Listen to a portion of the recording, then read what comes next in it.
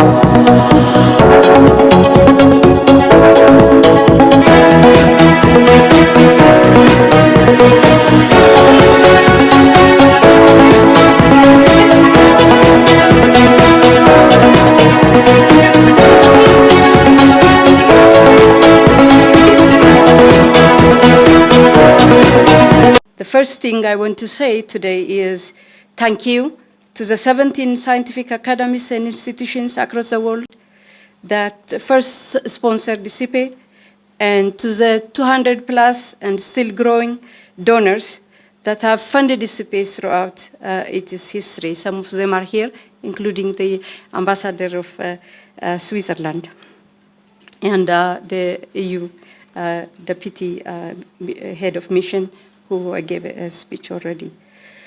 I say thank you to the more than 800 global partners, including national, international research and academic institutions, government agencies, private companies, farmers and youth groups, schools and community-based organizations, and many others that have collaborated with Icipe over the past 50 years.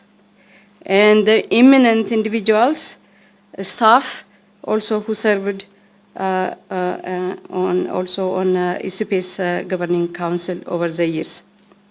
And the many skilled individuals who have donated their capacity and skills over the years to Icipe.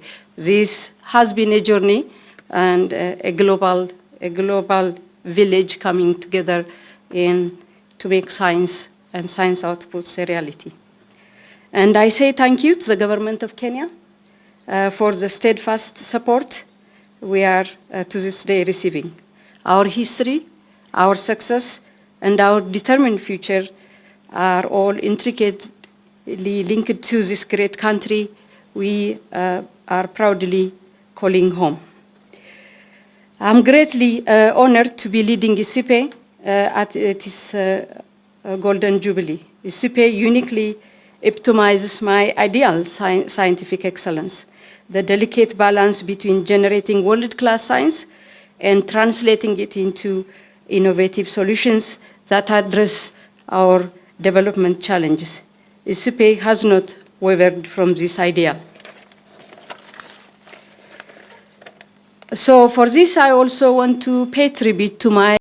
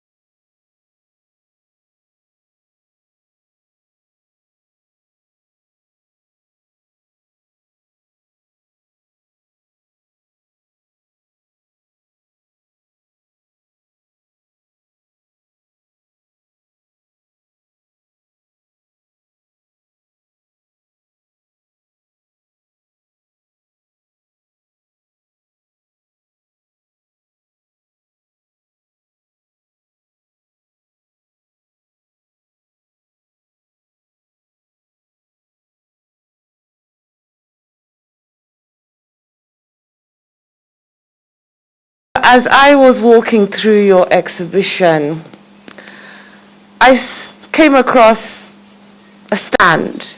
And in that stand was some, well, insects that looked like bumblebees, and they had needles stuck in their backs. And suddenly, that image invoked a memory. And I sat here and I watched some of the presentations done by video, and I saw these butterflies. And then I remembered that my sister's an entomologist, that she deals with vector-borne diseases just like you, and her life has been about leishmaniasis and kala-azar and malaria and whatnot. And I remember when she was a young scientist, one of her jobs was to record butterflies and to put needles in their backs and to record their names. And it is through her that she made me understand as a young child then that a butterfly was once a caterpillar, and that caterpillars cocoon themselves and they grow and they transform and they become these beautiful creatures that fly hither and thither, colorful little insects that pollinate and create so much beauty around us.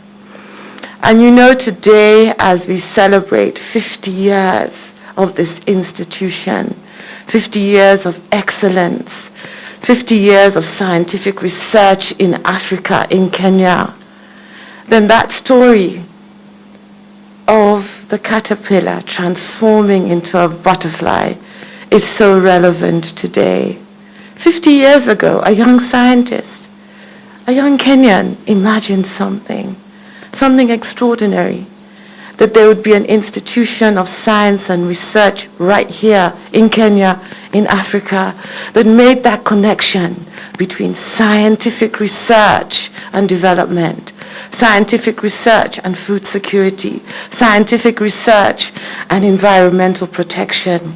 Imagine that idea 50 years ago, an idea that is so relevant today.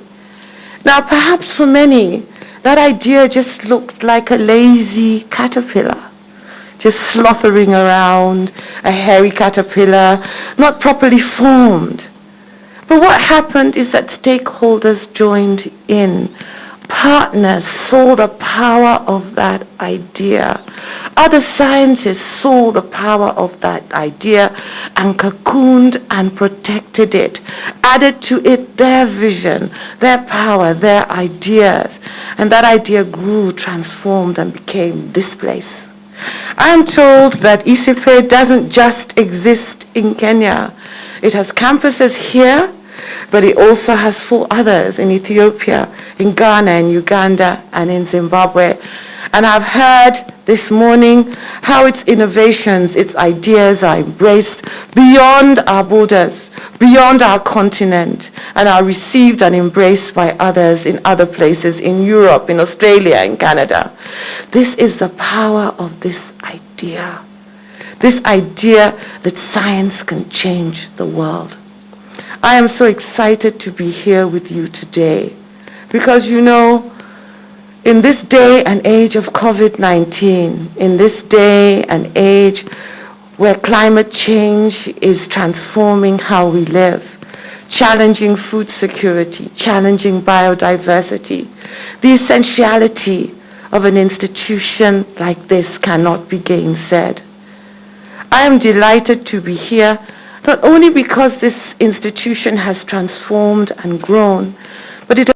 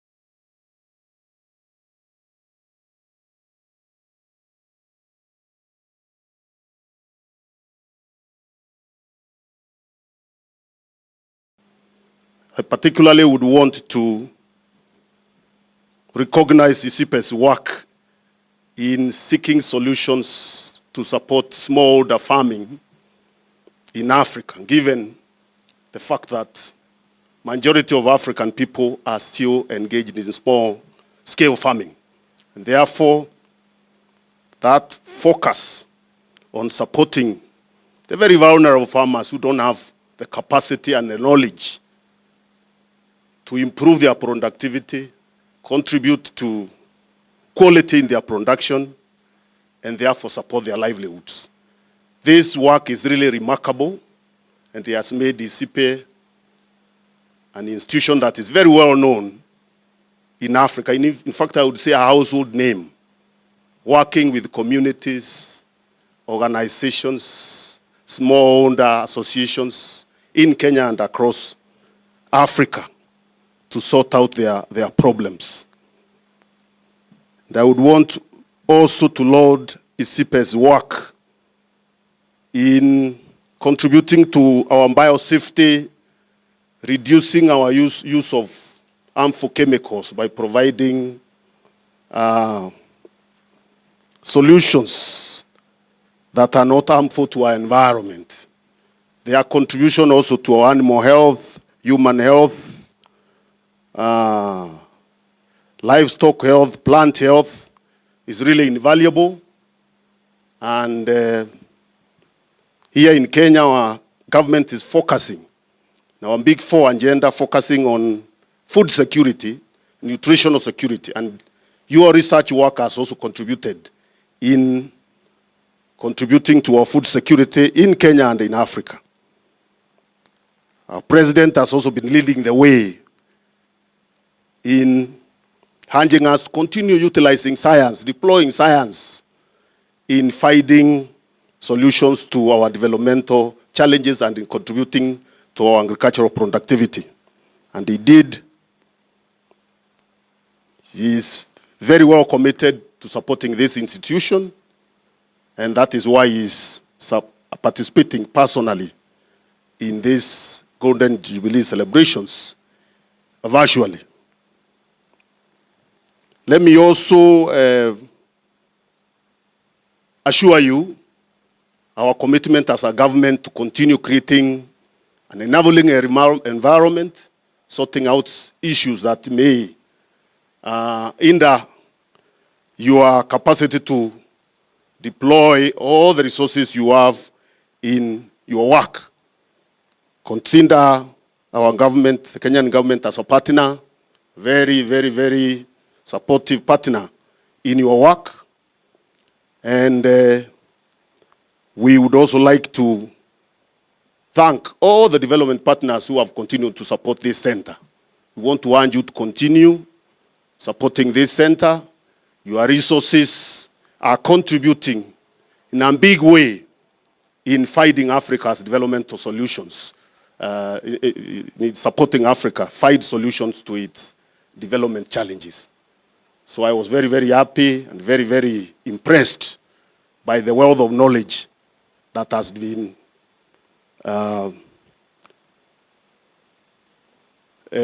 gathered here as I was going through the exhibitions. And I am also very, very happy with the near focus in trying to make sure that this knowledge reaches the people, innovation, commercialization of this knowledge, so that this knowledge can be readily available in our lives to continue contributing to our development. The chairperson of the Governing Council of Icipe, Professor Dr. Bill Hansen, the Director General and CEO of Icipe, Dr. Sejente Kelimu, eminent scientists, distinguished guests, ladies and gentlemen, I'm delighted to officiate over the celebration to mark the Golden Jubilee of the International Center of Insect Physiology and Ecology, Icipe, whose theme is Insects for Life. As a pioneering institution commemorates its 50 years of service, In partnership with governments across the continent, we note with appreciation the central role that you have and continue to play in insect research, plant health, animal health, environmental health, all aimed at better human health and welfare. As we celebrate this monumental feat in the life of this towering organization, the enduring legacy of a great son of Kenya and Icipe's founder is immortalized. The vision of your founding director, the late Professor Thomas Risley Odhiambo, and his ideals of an international center focused on insect science is well and alive. The pillars that anchor our development agenda, Kenya's Vision 2030, and the African Union Agenda 2063, both recognize the vital role of science and scientific organizations like Icipe in a country's development. I also wish to acknowledge and laud all the men and women who have carried on the vision and mission of the late Professor Thomas Odhiambo and spurred Icipe to even greater heights. Undoubtedly, Icipe's mission and vision remained aligned with the hopes and aspirations of Kenya and the African continent at large. Ladies and gentlemen, Kenya has prioritized food security, affordable housing, universal health care, and improved manufacturing, all within a framework of sustainable development and ecological balance. This national development philosophy is consistent with the UN Sustainable Development Goals 2030, and partners like Icipe are and remain important partners and stakeholders in this respect. Indeed, Icipe and other similar organizations in Kenya have contributed essential technical skills and scientific knowledge that have proved invaluable to our national development. These contributions have led to the creation of high-quality jobs, especially for the young graduates, increased foreign exchange earnings for the country, and strengthened our connections, particularly in the field of academia and research with the rest of the world. Ladies and gentlemen, the choice of Insects for Life theme by Icipe to celebrate its 50 years is indeed laudable, and insects are an important part of our great biodiversity and play a vital role in our food systems, our health, and indeed our environment. They are part of the ecosystem that preserves our planet and are vital for the future well-being of humanity. In fact, over the years, and in response to the needs of the continent, Icipe has utilized science to develop innovative ways to promote the benefits accruing from insects, while at the same time mitigating threats arising from harmful insect species. As we look into the future, Africa must continue to increase its collective investment in research and its scientists in order to help realize our hopes and aspirations for a prosperous and peaceful continent. Ladies and gentlemen, the twin challenges of the ongoing global COVID-19 pandemic and the desert locust infestation are cases in point. The successes that we have had in mitigating the effects of the pandemic, as well as the locust infestations, are the fruit of our investment in science and innovation.